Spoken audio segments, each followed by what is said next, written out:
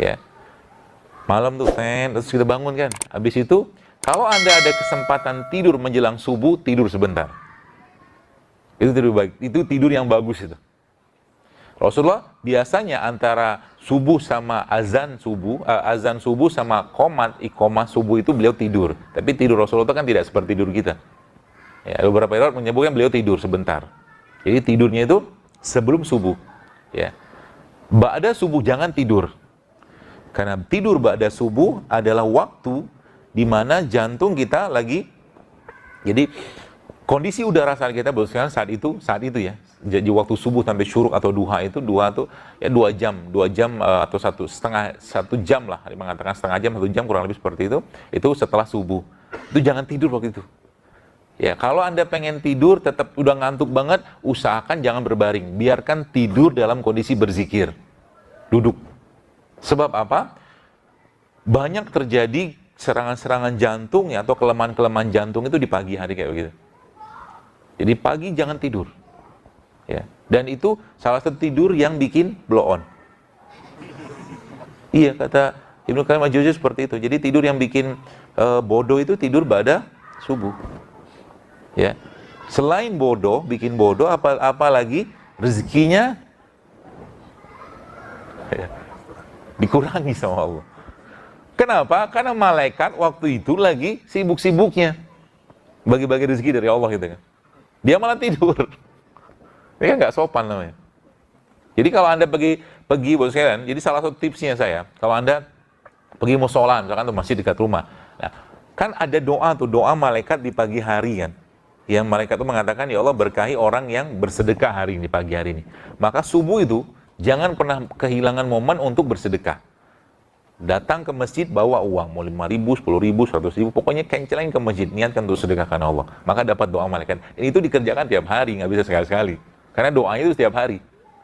Gitu kan, ba'da subuh. Ya, ba'da subuh. Bagusnya seperti itu. Kemudian, setelah, waktu syuruk masuk, ya kalau Anda bisa ketemu syuruk, sholatlah syuruk tadi. Saya kira mungkin sebagian teman-teman sudah tahu ya, pahala dari sholat syuruk itu. Ya, kata Nabi SAW, pahalanya sempurna umroh gitu kan. Ya, kalau bisa syuruk. Syuruk itu dari mulai subuh sampai ke terbitnya matahari. Sekitar sekarang kan subuh jam 4:11. Syuruk itu kurang lebih sekitar jam 5:30 lebih 10-an lah. Kurang lebih 5:40, 5:45 lah kurang lebih. Ya, sholat waktu itu. Nanti habis itu apa yang dikerjakan? Jadi dari mulai subuh itu sampai ke syuruk ngapain? Kalau nggak zikir pagi, baca Quran. Zikir pagi itu bro sekalian. Zikir yang luar biasa, yang disebutkan bahwa para ulama, saya baca di beberapa kisah-kisah itu, subhanallah, itu yang menyebabkan umat Islam waktu dipimpin oleh Sa'ad bin Abi Waqqas itu bisa memenangkan istana Madinah itu salah satunya karena zikir pagi mereka luar biasa. Zikir pagi. Maka jangan pernah kehilangan momen zikir pagi itu. Kalau Anda misalkan pulang atau pergi kantor misalkan ba'da subuh, nggak apa-apa di motor atau di kendaraan tetap zikir pagi. Hafalkan zikir itu. Karena itulah kemenangan kita di situ. Jangan lupa zikir pagi. Ya, dan lagi-lagi saya sampaikan, ibadah itu adalah nutrisinya kolbu. Zikirnya kita sebenarnya makanan buat kolbu kita. Maka jangan lupakan zikir.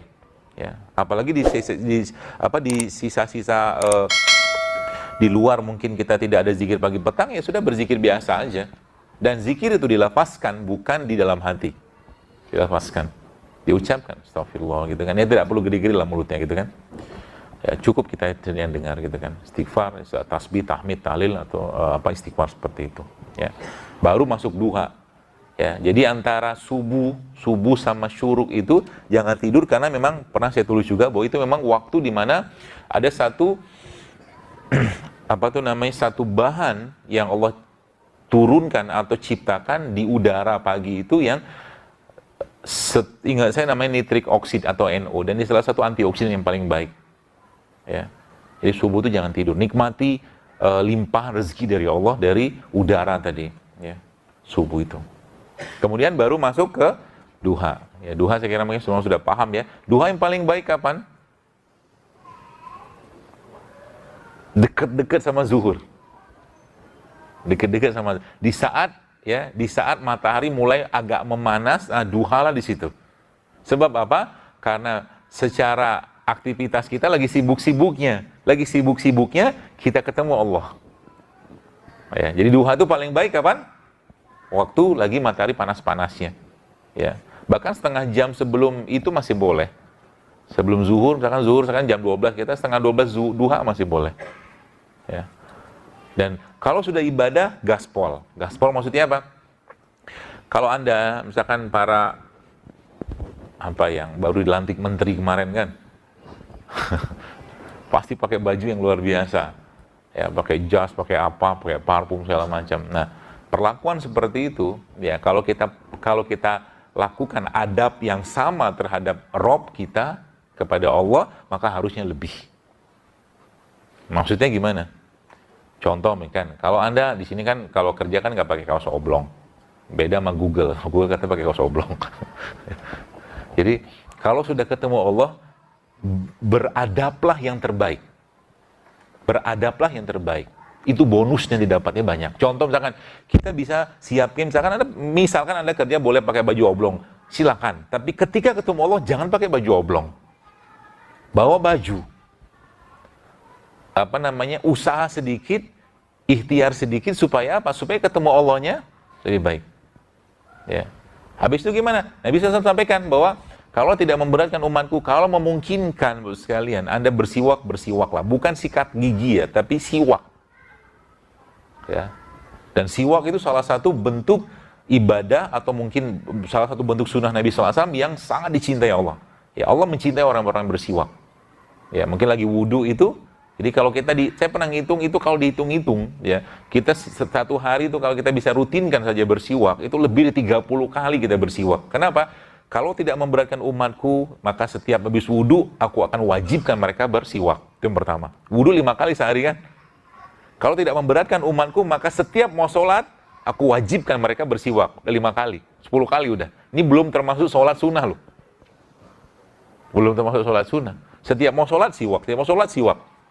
Ya, ya, itu siwak. Dan siwak itu merupakan salah satu sunnah kenabian. Ya, sunnah Nabi. Ya, di samping ada bersiwak, kemudian cukur kumis, cukur bulu kemaluan, berbekam, sama wangi-wangian. Itu sunnah itu.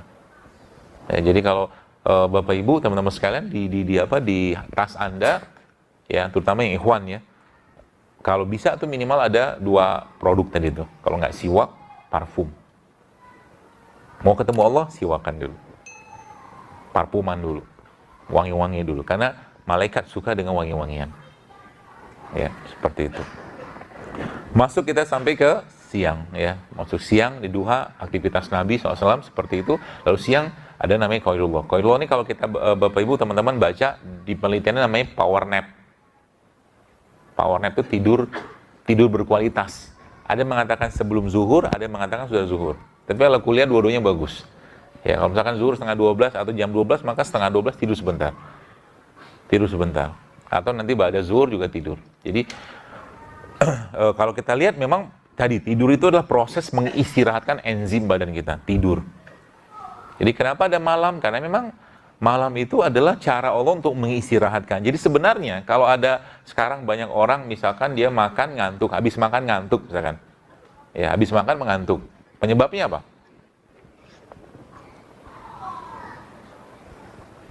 Pura-pura mikir lah.